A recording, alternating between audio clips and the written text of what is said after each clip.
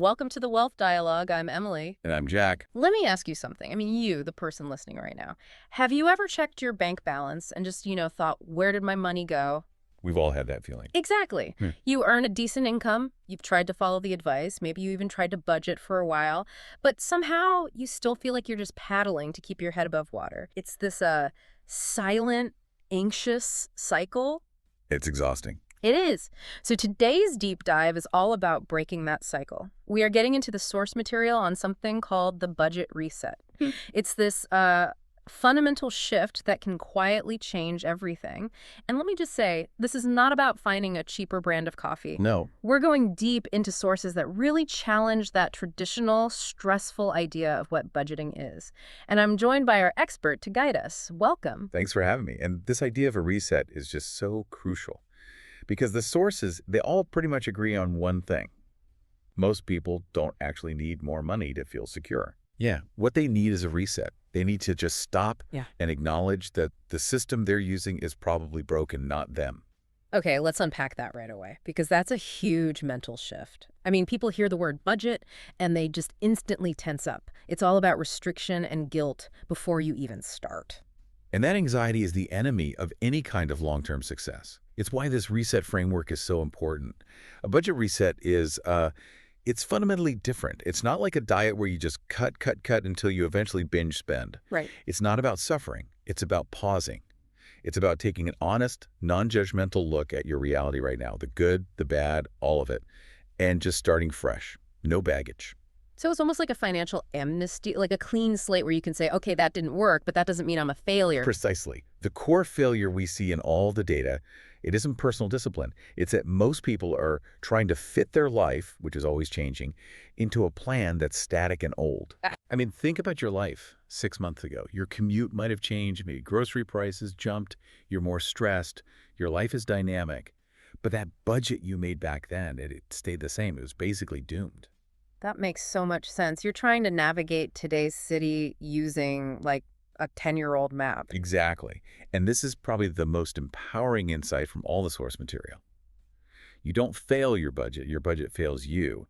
And when you frame it that way, it's about faulty planning, not a character flaw.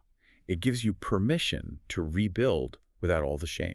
That reframing is everything. So if the budget is failing us, what's actually happening? What are the, the specific ways it breaks down? We can usually trace it to three main categories. We call them the three leaks. And they're so insidious because they don't hit you all at once. They just sort of siphon off your stability over time.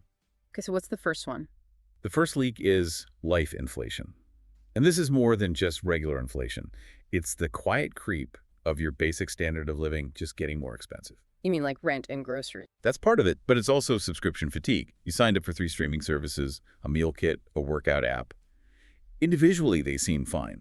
But if you actually track the total percentage of your income going to these things today versus 5 years ago, it's a huge jump. That slow creep is dangerous because it never feels like an emergency. $5 more here, 15 there, you don't really react because you can afford it in the moment.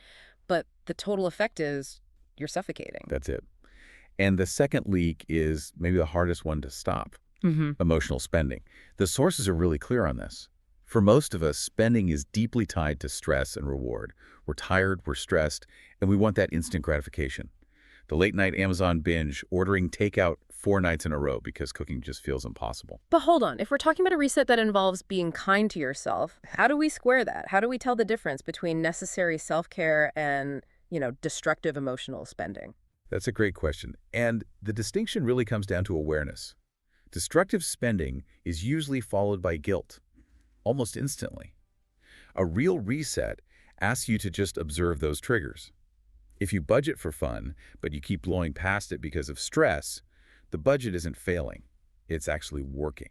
How so? It's holding up a mirror. It's showing you there's a life problem, an emotional reality that needs your attention. I see. Okay, so what's the third leak? The third one is invisible leaks. People know their rent, their car payment, but they ignore all the little things that don't feel dangerous on their own. The $4 app, the convenience store run, the daily coffee. Right, because $7 doesn't feel like a threat when you're thinking about a $2,000 rent payment. Exactly. But the source material really emphasizes the mental load this creates when your bank account is always lower than you think it should be, but you can't point to why. That's the invisible leaks. They create this low-grade anxiety. They quietly drain your peace. Okay, so we've laid out the problem really clearly. The static plan versus these dynamic leaks. So let's shift to the solution. If you're listening and feeling totally overwhelmed by this, what does a real reset actually look like? What are the steps? We have to replace that fear and guilt with a really simple, low-pressure system. Yeah. Something designed for a human brain, not a calculator. Okay, I'm ready. Step 1 is counterintuitive, but it's mandatory. Stop tracking. Start observing. For 1 week, maybe 10 days, your only job is to watch your spending like it's a documentary. There's no judgment. You're not trying to hit a limit. You're just gathering pure data on your actual habits, not the habits you wish you had. That takes all the pressure off. You're not trying to change anything yet. You're just a scientist studying your own life. Precisely. And that non-judgmental awareness is the key. Then step 2, reset your must-haves. This means sitting down and asking a really honest question. What do I truly need every month? And I mean need. Shelter, food, basic transport, minimum debt payments. Not what you're used to having. Yeah. Exactly. Not what you're used to. This is where you confront that lifestyle creep. You have to separate the true necessities from the comfortable habits. Okay, but that's where the fight happens in your brain, right? I feel like I need high-speed internet, but I technically need electricity. Where's the line? The goal here is to identify what prevents total instability. Once those are funded, and only those, then you consciously decide where the rest goes. If fast internet brings you joy, you budget for it. But if 5 different streaming services cost $75 and bring you stress, they're a leak. That makes sense. What's next? Step 3, and this is critical, build a real-life buffer. Budgets fail because they're too perfect. They're built for a life with 0 mistakes. So the solution is to intentionally build in that room for error. A slush fund, a buffer, whatever you want to call it. If your core expenses are $3,000, you budget $3,300 for them. Wait, isn't that just building a like directly into the budget? If I plan for that random $30 takeout meal, am I not just, normalizing the bad habit? You're addressing the reality of human behavior. You're budgeting for imperfection. Behavioral science shows that when people hit a rigid wall they set for themselves, they just quit the whole system. If that unexpected takeout blows your perfect grocery budget, you spiral. You give up. By building in a buffer for life happening, you save the whole system. It lets you stay consistent even when you're not perfect. Okay, that's a huge insight. And it leads to step 4. One goal only. Don't try to fix everything at once. You'll get decision fatigue and burnout. Pick one single focus for the next 90 days. Like what? Is it building a $1,000 emergency fund? Paying down your smallest credit card? Or just getting full control of your spending? One focus keeps you from feeling like you're failing on 10 different fronts. Simple. I like it. And finally, tip 5, weekly check-ins, not daily stress. Clarity comes from consistency, not obsession. You shouldn't be glued to your banking app all day. But a protected 15-minute review every Sunday, a money date, lets you course correct and stay anchored without drowning. When you lay it out like that with the buffer and the single goal, it sounds realistic. It doesn't sound restrictive. It sounds like a tool for peace, which is what it should be. It has to be. If the tool is causing panic, you're using the wrong tool. I know this is a personal topic for you. Yeah. Can you share a real-life example of how this worked? I think hearing a story really grounds these ideas for everyone listening. Of course. A few years back, I was in that classic paradox. I was earning more money than ever, but I was saving less.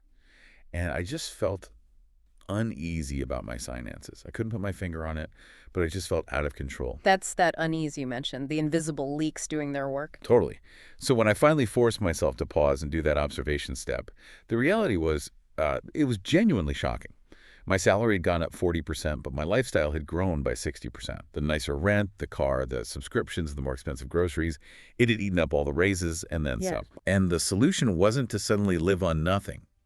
The big realization was that simplifying the system was more important than simplifying the spending. I was trying to track like 15 different budget categories. It was exhausting. Once I cut that down to 5 big buckets and built in that buffer for being human, everything changed. Savings became automatic because the plan was actually real. So the big takeaway there is simplifying the system, not necessarily simplifying your life. Clarity was the real upgrade you were buying. Always. It's about peace of mind. You can't manage a problem if you can't see it clearly, and you can't have peace if your system demands perfection. Okay, before we finish, let's quickly bust the two biggest myths that keep people stuck. Myth number one, resetting your budget means you start from zero, that you lose all your progress. That's so wrong, and it stops so many people. A reset doesn't erase your progress, it protects it. You're not throwing out the whole plan. You're just upgrading the foundation based on what you've learned. The money you saved is still there. The debt you paid off is still gone. I love that. Okay, and myth number two, the one I hear all the time, I'll deal with it when I earn more. Oh, that's the most dangerous trap in personal finance. The truth is, earning more money without having control just creates bigger, more expensive problems. If you can't control a garden hose, you're definitely not going to control a fire hose. That new income will just fuel a bigger life inflation leak. It's about your habits and your systems, not your salary. This has been incredibly clarifying. We've shifted the focus from blame and restriction to awareness and, really, strategy. We've defined the reset, detailed the 3 leaks, and given you 5 actionable steps to take back control. My pleasure. And if I can leave you with one final thought, it's this. Money clarity starts with kindness to yourself. You have to allow for imperfection and just focus on being consistent. That's how you win long term. Absolutely. Your budget doesn't need to be perfect. It doesn't need to be a source of fear. It just needs to be real. It needs to match the life you're actually living. Stay aware, stay calm, and take control of your money. And remember, designing a system that allows you to be human isn't a weakness. It's the foundation of real financial clarity. We'll see you for the next deep dive.